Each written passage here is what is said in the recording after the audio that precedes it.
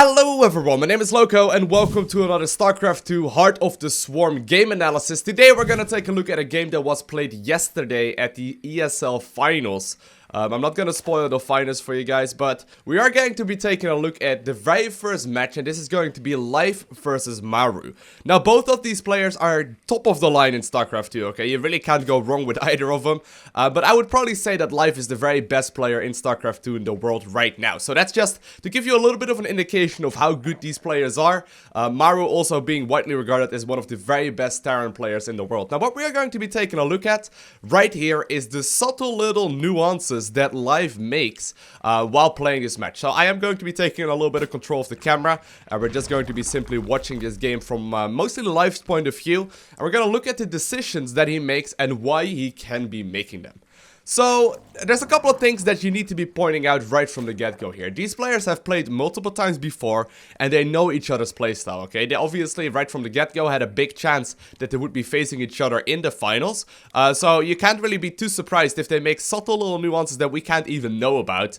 Simply by knowing their, their opposition and their playstyle, they might just change a bunch of things up without us even noticing. So that's the very first thing to note right off the bat. And the second thing is that there is indeed going to be a lot of pressure here because it's a finals. They earn a lot of money if they win this match. Now, both of these are pretty familiar with those sort of situations, but it will always be at least, somewhat scary. So there's going to be a lot of nerfs in here as well. So, we could already see that right there with the first Overlord that Life made a little bit delayed. So that's the very first thing I wanted to note off. And other than that, spoiler alert, Life is going to absolutely demolish Maru in this game. He doesn't play flawless, and Maru definitely doesn't play flawless either, but this is going to just be a completely one-sided match where Maru has absolutely zero chances. And because it is such a high-level match, and there isn't really anything in particular that really happens other than just straight-up macro, I wanted to figure out together with you guys how exactly this goes. So far we've been seeing a pretty standard play right there by Life. He does open up with a very early drone scout, just checking if there's going to be a 2-Rex rush. Like I said, it is game number 1, so it's not uncommon. And other than that, he also, well, he does this little cute trick where he tries to snipe off the SCV, but it doesn't end up happening. But he goes for a hatchery first, into a gas geyser right there and into a spawning pool. And what he's gonna do is gonna mine 100 gas, then pull the drones out of the gas geyser, start the Zergling speed, and just start droning up heavily. Now, Life doesn't do anything very particular or any fancy at all. He plays a super standard style in this game, but there are a couple of things that he does manage to do, because he's Life, that really do win him the game, such as like his iconic Zergling play. There's this joke going around that basically says that Life's Zerglings start with +1/+1, because he somehow, some way always manages to get into main bases and just deals more damage than people really, really see happening. So he is not actually like Zergling scouting right now. That's one first thing to note right now. He only really saw the ramp, and he knows exactly about what timings are gonna happen. He did see right here that it is a marine expand. He does know the timing of this expansion right here, and he is aware that this is pretty standard play. Now, in the current meta, you do see quite a lot of Hellbat aggression, as well as like Marine Hellion aggression into like, just a straight up mid game with a quick third command center from Terran. So he pretty much is aware right now that the fact that there is a very big chance that there are going to be Hellions running across the map around the 6.5 minute mark. So he does decide to take a pretty quick third base right here while he delays the 4th queen. So this is a 5 minute and 30-second expansion, about a half minute to a full minute earlier than we would normally see it. And now he's going to add on more queens. So the 3rd queen was already in production right there. He's going to use the 1st queen that he has right there for queen injects, and now he's going to go up to 5 queens in just a little bit. Now, so far, he hasn't made a single Zergling, I don't think. Maybe he made 2. Well, there we go. He did make a few Zerglings right there. But other than that, he's just been making drones at 3rd base, and now he's adding on more queens. Now, what he's using the queens for that he already has is going to be mainly creep spreading. So there's going to be a lot of queens that are dedicated to creep spreading in this game. Now, he is still adding on Zerglings. It used to be normal for a time is that when you actually finished up the Zergling speed, that you would make a big amount of links right away. But that is sort of gone out of fashion right now as well. They're just making a big round of Zerglings. And now that he has Zergling speed, subtle little thing to note, because there's a couple things happening at once. But subtle thing to note is that very first thing that he does is try and run this Zergling in. Now, in this case, he doesn't manage to get it, but he does run up the ramp right here.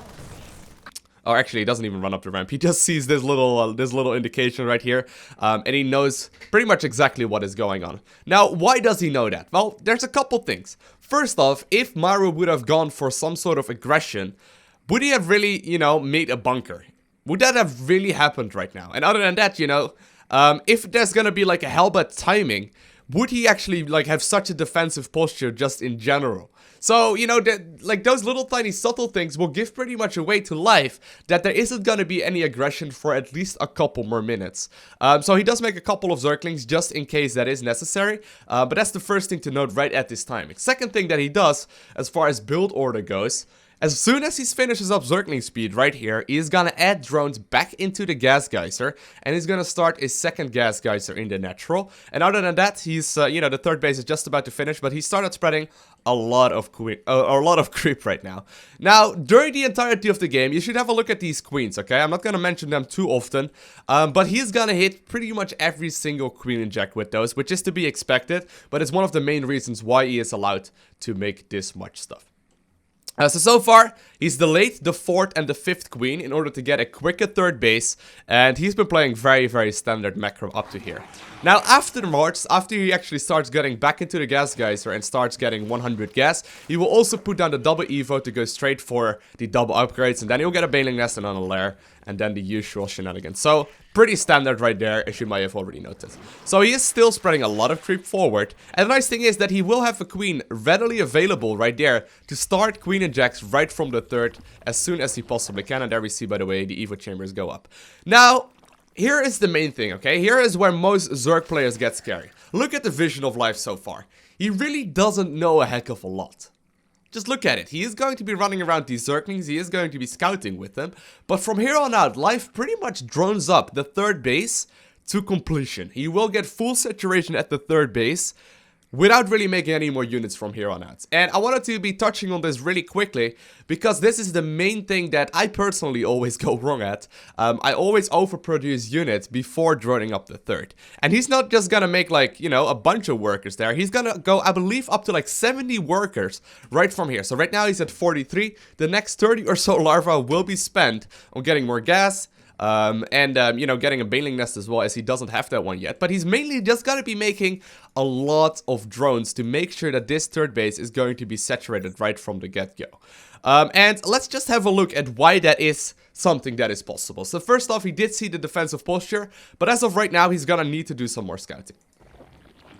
So there we can see the first big group of drones right there on the production tab. And what he's doing right here with Zerglings, with the bunch of links that he has, is just run around. He's trying to figure out exactly what is going on right now. Does take the watchtower, does have a quick look right there.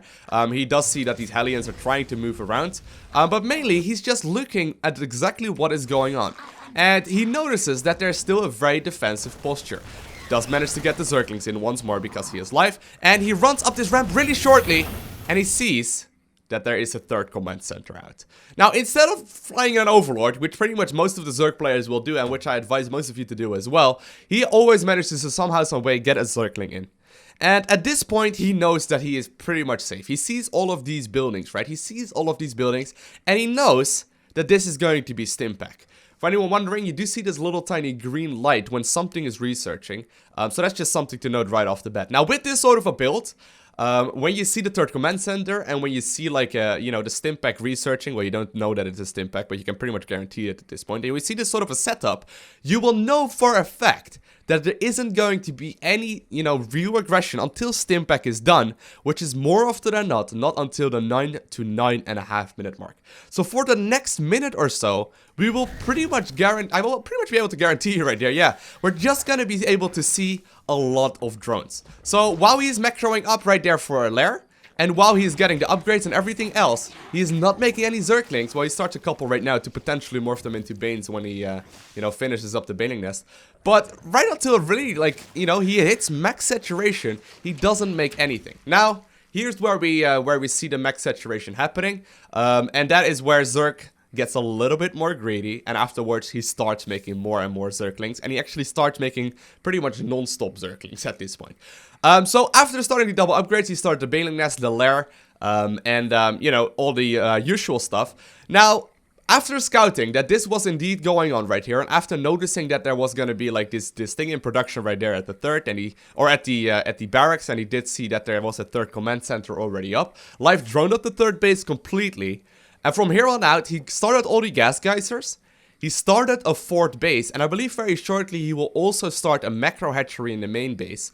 And at this point, if you take a look at the harvester count, he is at 66 harvesters. And before this moment, I think he made less than 10 Zerglings.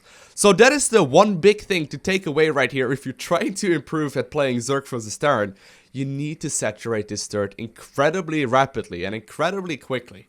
Now, from here on out, what Life will do is pretty much start making a lot of Zerglings. He will just start making non-stop units from here on out, start the +2/+2 as well as all the upgrades in the Baning Nest, and he will also start the Spire and whatnot. But as far as macro goes, this is pretty much where the game is, for the most part, already decided, okay? He has a significantly bigger economy. He does have the fourth, which he ends up barely using in this game. And from now on out, we're gonna mainly be talking about micro. But I would say this is the most important part of the game.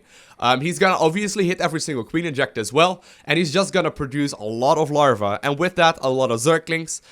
With +1/+1 and later +2/+2, as well as a bunch of Mutalisks that you guys will see shortly. But as far as macro goes, this is pretty much the perfect example on how to do things. Minimal amounts of units, and then maximum amount of drones. So here on out, we're gonna see a whole lot of Zerglings.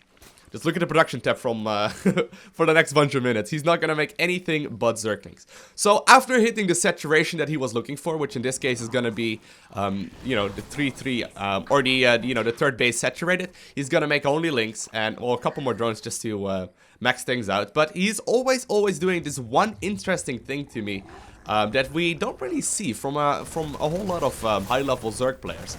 Most of the Zerg players will basically hotkey these Zerglings on one hotkey group, right? Like most of the Zerg players will put the links on one hotkey group. But look at the hotkeys that he has right here.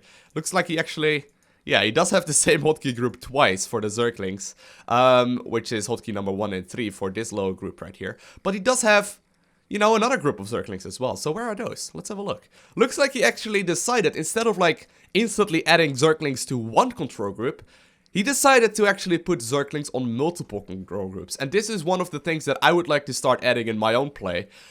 Because it allows him to do little tiny move outs that you will see right now. So instead of having all his links on one control group, even though they are the same unit, he is going to be putting them on multiple control groups. And he's going to make sure that he runs in at the same time. So these Zerglings were spotted just now by Maru. He's going to try and do a little bit of aggression right here. Move the Marines out, and in the meantime, the other group of links will simply run by into the main base. Now this move right here may not look very significant, but this is huge. Simply by putting two control groups of Zerglings and droning up really hard, he will be able to go ahead and deal a lot of economical damage right here. And while he ends up killing, I believe, like 5 or 6 SCVs right here, which isn't huge, it will slowly but surely start adding on. And with this move, obviously, the Marines are gonna have to move towards the main base. He's gonna be able to dart into the third base if he really wants to. He can even morph some Banes, which he ends up doing right here. Now, those don't end up doing a whole lot of damage, but it's these subtle little things that really add on over time.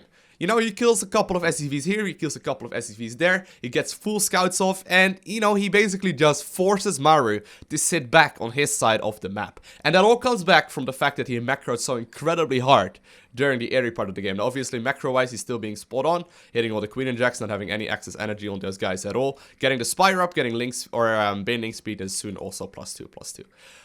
Now, another thing, as far as micro goes, that I don't really see a whole lot of Zerg players do, is that Life doesn't actually put the Zerglings on a control group right when he creates them.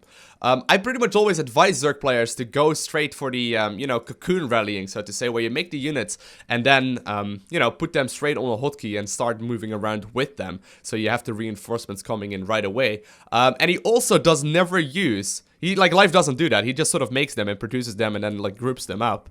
But he also never uses the select army hotkey. You also do not see that. So he just sort of keeps tab on where his units are moving. And he uses those, you know, those split ups between all of the units to simply go ahead and do all these tiny little move outs. Now, another thing to note is that Life oftentimes actually doesn't even hotkey most of his army. He just sort of boxes, I believe, and then just, you know, attack moves towards where he wants them to be, instead of, like, like having everything hotkeyed at all times.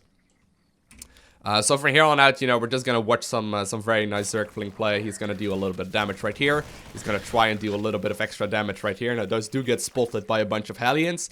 But, you know, it's these little tiny things that start adding on. So he's still making more and more stuff, using a couple of these links defensive right now. Also gonna send a couple to the main, if I'm not mistaken. Well, he's gonna need them, because there is going to be, you know, there is going to be some medevac aggression. But, okay, here's another big thing, okay? What most Zerg players will do right now is use their one hotkey group that they have for the Links and Banes and whatnot to start defending against this stuff. What the highest level Zerg players will do is simply have that, you know, second control group or the second group of Zerglings on the other side of the map to start doing some counter aggression, knowing that the main chunk of Marines is gonna be on the other side of the map.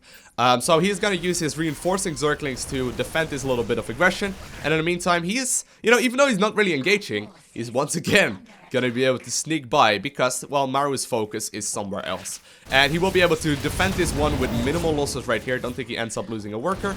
And in the meantime, the Zerglings that are on the other side of the map are dealing massive amounts of damage. So it's these moves that separate, like, you know, the men from the boys. And in this situation, I am definitely a boy because it is extremely difficult to execute these sort of things. But it's the little things. It's all these little things that start adding up over time that are incredibly useful. So once again, here we see the massive amount of, you know, Terran units in the main base. Life is aware of that, and he instantly pushes at the third base using the reinforcement links. Well, the ones that will be standing right here, I believe so, at the very least. He will use those to defend in the main base, and meanwhile, he's dealing aggression at the third. Seeing that there isn't a very big army, he's gonna likely, well, at the very least, try to split up his army, I would imagine. Actually, just runs in a couple of Zerglings. Just try and actually detonate the Widow Mines on the own SCVs right here. And, you know, he's still just using the rally point of his hatcheries at home to defend against all of this aggression. So far, he's only just now producing Mutalisk, but he's been defending all of these drops with pure Zerglings and, well, one Spore Crawler that he made right there. And he's mainly just dealing with the aggression by counter-attacking. So far, if you take a look at the workers killed right there, there's 19 workers that have gone down, and life hasn't lost anything. Now, to be completely honest, obviously Maru shouldn't have left this wall open for so long, okay? And that is probably where nerfs really come into play, because that is simply just not necessary. But it's these little things that really, you know, do a lot of damage. So he's going to be able to, I believe, pick off these dropships as well with the Mutalisk. Once again, Mutalisk are only just now being added onto a hotkey group, and most of these links are not even hotkeyed. I mean, look at the control groups right now from life. He has this one control group of Mutalisk, then he has a second control group with a bunch of drones, one control group with Banelings right there, but the Zerglings are still gonna move out, and he doesn't use the, like, select all army hotkey right here. He just simply boxes them and sends them over to the place where he needs them. You know, there's a reason why he is most of the time actually, where's the APM one? Well, this isn't apparently actually accurate, but oftentimes he actually reaches 400 APM on average in games like this. So, you know, he just boxes very quickly and just deals damage that way, while counter-attacking and still, you know, having Zerglings all over the map right here. So, yeah, these are the little tiny things that life does, but it all comes back from this incredible greed in the early part of the game and the minimal scouting that he does to verify his suspicions of what he knows of Maru. You know, just the constant aggression that he's piling up right now. So he is actually a little bit late, right? Oh, actually, no, +2/+2 is already done. I was gonna say, that is really not started yet, but no, it's already done. You know, very soon, now that 2/2 is done, he will start moving across the map, morph Banelings, and at this point, you know, he doesn't even bother with Overseers. Like, there's Widow Mines everywhere. I would say it's worth spending a little bit of gas on getting Overseers out, but instead he just splits up the Zerglings, knowing that they will also, you know, deal damage to the defending Zerglings right there. You know, it isn't very surprising right now that that life will simply be able to clean this one up, you know, without really any issues. So, you know, we will see more and more Zerglings running across the map right now. He is going to be able to clean up Maru in very clean fashion, and even though Maru made some pretty considerable mistakes during this one, it really does, you know, give you a good idea of how good these players really are. So, the best defense is going to be the offense. I think that's the one thing we can take away from this game at the very least.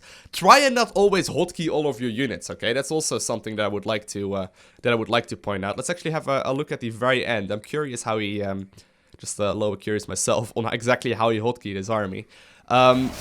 Alright, so here we go. Let's have a look. So he has the Zergling, or he has the Mutas on one control group. Then he has the Banelings on another control. Actually, no. This is also a Muta hotkey. There's just a one random Baneling in there. As well as a bunch of Overseers. And then he actually still does not have all of these Zerglings. Yeah, he still does not have all of these Zerglings hotkeyed right now. If you look at the rally point of the hatcheries, I believe those are going to be all the way across the map. Yeah, that's exactly what he does. He sends the hotkey group, or he sends the rally point of the bases over there instead of anything else. And he just goes from there. Now, he did pile up a little bit of energy on those queens. I mean, if we are really critical. And also, during this game, his creep threat has not been as phenomenal on this side of the map, especially.